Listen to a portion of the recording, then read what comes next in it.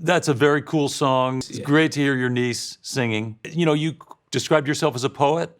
So seeing your words take shape like this, what did that feel like?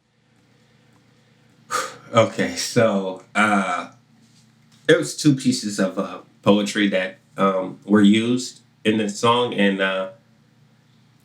one of the pieces for me was like a feeling of isolation, of hopelessness. Of that was what the piece brought out of me when I wrote it. It's like, wow, I enjoyed that, but now I'm back to this, and it was great that Zoe was able to use that one with something that I could depend on and something that I didn't feel like left me helpless, which was my other piece called Walls. That she used those two pieces were used in combination, and I don't even know if Zoe even realized, even though it probably did, but that it took me from such a dark place to such a solid place all in one song. Right. I can see that. With the poetry about the walls, it was almost sort of an ode to your companion, which was the walls, and how My only consistent companion. your only consistent companion. Yeah. Such a poignant image. Man, oh man. But Yeah. does it make you, are you still writing poetry? No, not really. Yeah. Not really. I can't say that I've written in a while. I did actually write a piece for my wife on our anniversary on the 22nd of this month, and I'm more of a I don't second write pieces or anything like that. I'll write it and that's it. That's what it is. Yeah. There's no proofreading. There's no coming back. So yeah, the last time I wrote was the 22nd, and I really haven't been writing since then. My books are actually sitting right there, and so you don't think I'm book.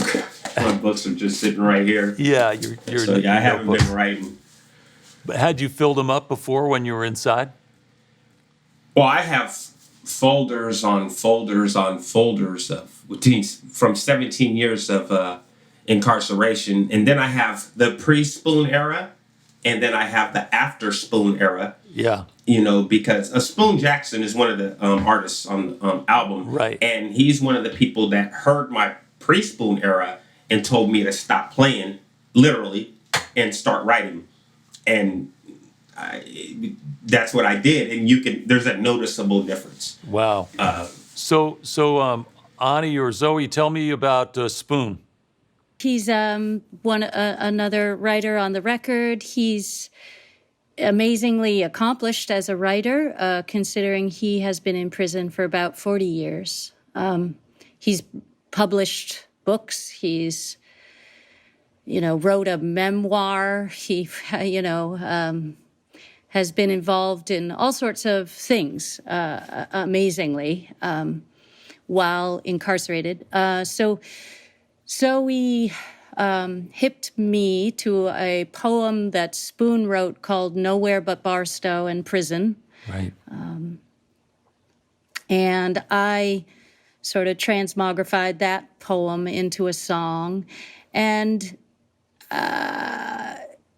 I just became friends with Spoon.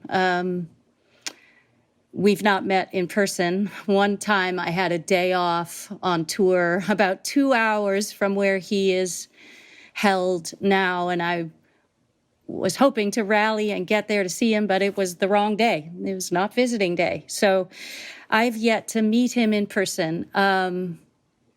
But we talk a lot over the phone, and it's. But he's clearly somebody who took the time to help others develop their writing skills and their writing talent, right? Other incarcerated inmates. Yeah, right. He's been a teacher sort of in and outside of prison. Nate could speak to this more, but helping teach writing within prison. And then also he has friends in sort of academia here and there, and he will literally